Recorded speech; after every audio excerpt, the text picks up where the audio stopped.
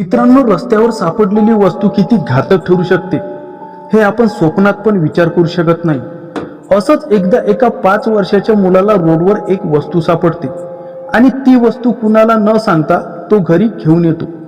पण त्यानंतर तो मुलगा एका सैतानासारखा वागतो आणि नंतर त्या मुलासोबत काय काय घडते आणि त्याचे आई बाबा त्याला ह्या संकटातून कसं वाचवतात हेच आपण या व्हिडिओमध्ये पाहणार आहोत. पण मित्रांनो, व्हिडिओ चालू करायच्या अगोदर तुम्ही जर माझ्या चॅनलवर नवीन असाल तर अगोदर माझ्या चॅनलला सबस्क्राईब करा, कारण मी असेच हॉरर व्हिडिओ या चॅनलवर घेऊन येत असतो.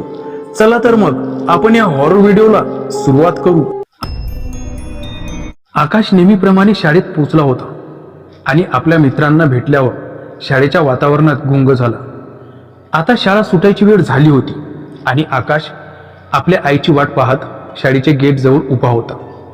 आकाशचं घर शाळेच्या थोडं अंतरावर होतं. आई अजून का नाही आली म्हणून तो वॉचमॅन काकाला विचारत होता. इतक्यात त्याला आई येताना दिसली. तसा तो खूप खुश झाला. आईने पण लांबून आकाशला हात दाखवला. धावत धावत तो आईकडे पोहोचला. तसं आईने त्याला जवळ घेतलं आणि दोघं हातात हात घालून जाऊ लागले. इतक्यात आकाशने हट्ट केला की त्याला चॉकलेट हवी आहे. आईने त्याला दुकानात नेलं आणि त्याचं आवडतं चॉकलेट घेऊ लागली. इकडे आई दुकानदाराला पैसे देत होती तेव्हा आकाशने आईचा हात सोडला आणि दुकानाजवळच असलेली एक वस्तू त्याने आईच्या नकळत उचलली. रस्त्यावर पडलेली वस्तू उचलू नये म्हणून त्याच्या आईने यापूर्वीही त्याला खूप वेळा सांगितलं होतं. आईने विचारलं, काय करत होता तिथं? काही नाही असं म्हणून आईच्या हातातलं चॉकलेट घेतलं आणि तो चालू लागला. त्याला जी वस्तू सापडली होती ती आकाशने आपल्या खिशात लपवली. आई ओरडेल या भीतीने तो तिला बाहेरही काढत नव्हता. घरी पोहोचल्यावर आईने बॅगेतून टिफिन काढला आणि बॅग बाजूला ठेवली.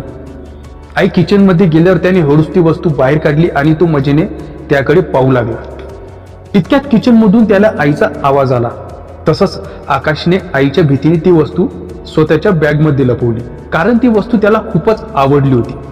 पण रस्त्यात पडलेली वस्तू आईला दाखवायची नव्हती. काय होती ती वस्तू आणि आकाशला तिचं इतकं आकर्षण का होतं की तो आईलाही दाखवत नव्हता. रात्र झाली.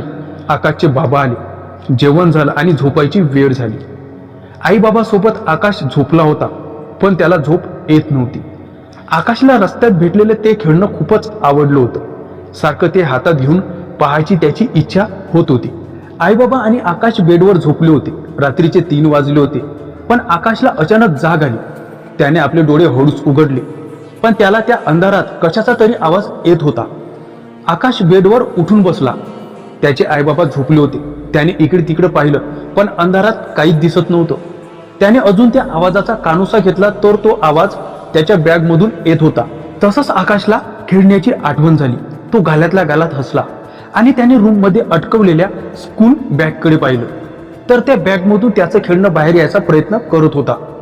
आणि ते खेळणं दुसरं तिसरं काही नसून एक मंतरलेली काळी बाहुली होती. ती काळी बाहुली त्याच्या बॅगमधून बाहेर आली आणि जमिनीवर पडली. आकाश हे बेडवरून गंमत म्हणून पाहत होता पण त्याला हे समजत नव्हतं की त्या बाहुलीत एक आत्मा आहे. ते बाहुलं सरपटत आकाशकडे येत होतं. त्याला पाहून आकाशला अजून गंमत वाटू लागली. त्याने हाताने आपल्या आईला उठवायचा विचार केला पण आईच्या भीतीने त्याने आपला विचार बदलला. त्याने पुन्हा त्या बाहुलीकडे पाहिलं पण ती तिथे नव्हती.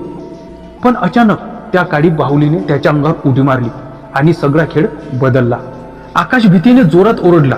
त्याचा आवाज ऐकून आई बाबा खडबडून उठले. त्यांनी आकाशकडे पाहिलं तर तो उठून बसला होता आणि तो एकटक भीतीवर ठेवलेल्या स्कूल बॅगकडे पाहत होता.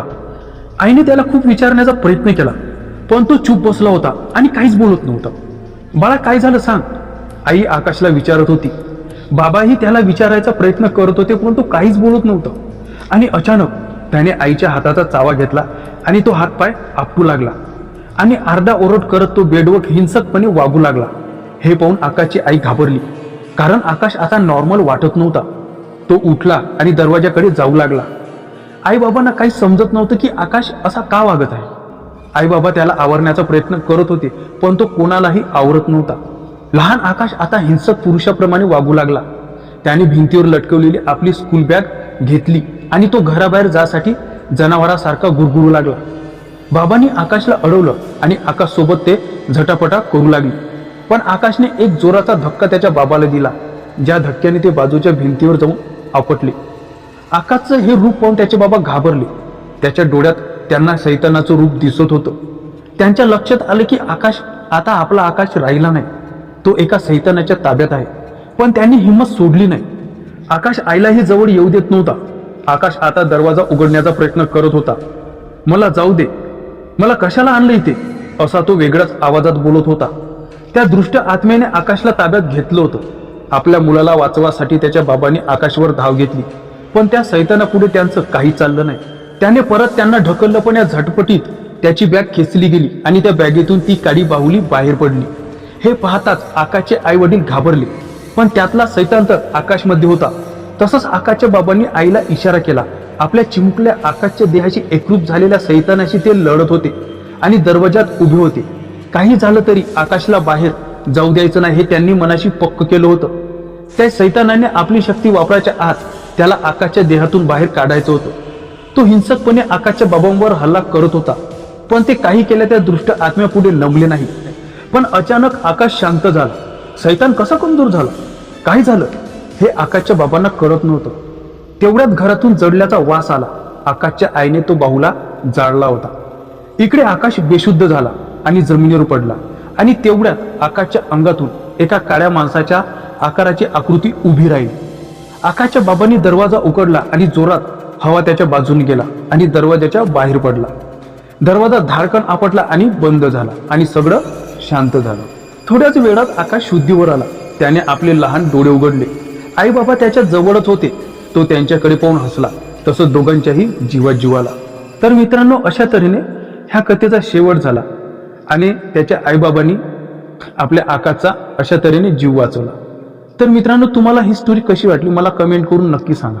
आणि तुम्ही जर माझ्या चॅनलवर नवीन असाल तर माझ्या चॅनलला सबस्क्राईब करा आणि या व्हिडिओला एक लाईक नक्की करा. चला तर भेटू आपण नवीन अशाच एका हॉरर व्हिडिओमध्ये. नमस्कार.